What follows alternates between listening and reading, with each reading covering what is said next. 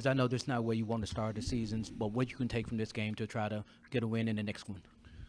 Yeah, I mean, the things that we talked about early on, before training camp even started, first day of training camp, media day, had a team meeting, talked about, rebounding, body language, transition defense. In the first half, our transition defense struggled a little bit. We tightened it up, but we gave up way too many second chance points. And, teams are going to make shots, and, we will make shots and we'll miss shots. But, staying positive and keeping our swag is Grizzly basketball, and we didn't have that for 48 minutes tonight. Des, Taylor was talking about how y'all are still kind of working some chemistry stuff with your rotations and stuff. Is there anything tonight that you feel like you can build on going forward as you're continuing to find a rhythm with each other? Yeah, I mean, I think you definitely saw stretches. We play well, and, that team's been playing together for 3 years now. So obviously they know each other and, know their strong suits and stuff like that. And we're still learning each other, but, I definitely think there's some things to build off of.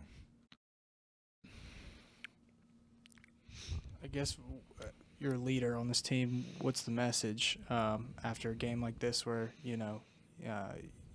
Taylor said, the effort of rebounding wasn't near good enough? I mean, what do you say, and how do you sort of attack these next few days? Yeah, I mean, we got to be better, but, two, it's a long season. I think 2 or 3 out of my 4 years, I think we've lost the first game. And it's no excuse, but, we have to be better, and we will. Coach isn't necessarily worried about the result. Obviously, we want to win every single game, but we want to build winning habits along the way. So that's the message that he's talked about, and, it'll echo through the locker room with our leaders as well. In the back, 31-5-5, and you're not about a me guy or anything like that, but with the dynamics and the dominoes that have happened over the last few days and losing Steven and Santi and John not being here for a while, how much have you taken it upon yourself that I just have to do more? I mean, there's these shoes that have to be filled, and I'm going to do the best I can to do that as well. Yeah, I mean, whatever the team needs, guys will have it go on different nights.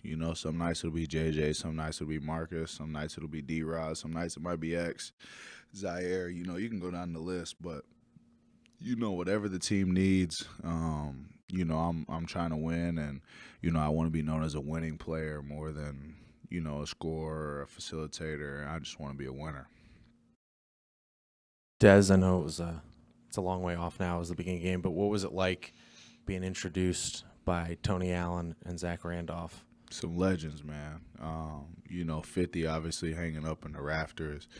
An Indiana guy that I looked up to, growing up and stuff, and watching him not, just put the ball in the basket, but the way he approached the game, and the toughness that he played with is, something that everybody that grows up, how a lot of us NBA players grow up, want to embody, and,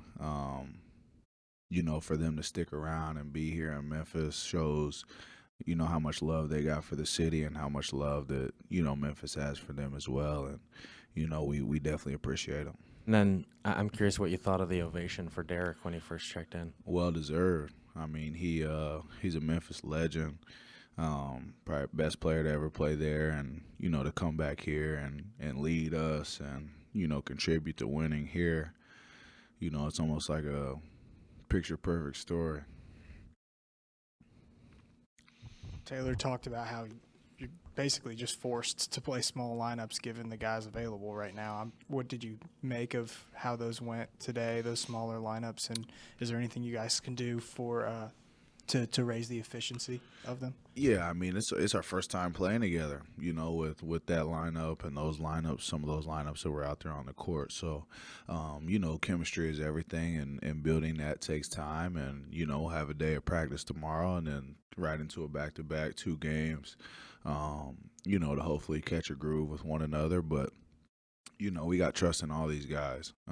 They put in a ton of work, and we're feeding them confidence, whenever you're open, shoot the ball, just make the right play. As long as we make the right play, we can live with the result. And, I thought for the most part tonight we did. Des, you talked about some of those spurts that you guys had. How frustrating was it? They go up 10 to 15. You guys cut it down a little bit. And they counterpunch right back, and you guys just never really could get it to a one-possession game or anything close to that. Yeah, I mean, I got to look myself in the mirror. I mean, I think going into the half, we kind of had some momentum, and I had 2 bad plays, and they end up going up 10 or whatever, 12 into the half, and like little stuff like that is the difference in some games. You go into the half down 6 versus down 12, is a big difference, and things that we can all learn from and grow from. But yeah, we'll be better. Hey, Des, how quickly do you put a game like this behind you, knowing that you got the defending champions coming into town, knowing the problems they present as far as their front court, the MVP and everything in the past is coming in? Talk about just what you guys have to do on Friday to try to get a dub in that game. Yeah, I mean, we'll watch the film, from our game, I assume tomorrow as a team. And then after we watch that film, all eyes turn to Denver, who, like you said, is a great team, got a lot of talent, and we'll do everything we can to slow them down.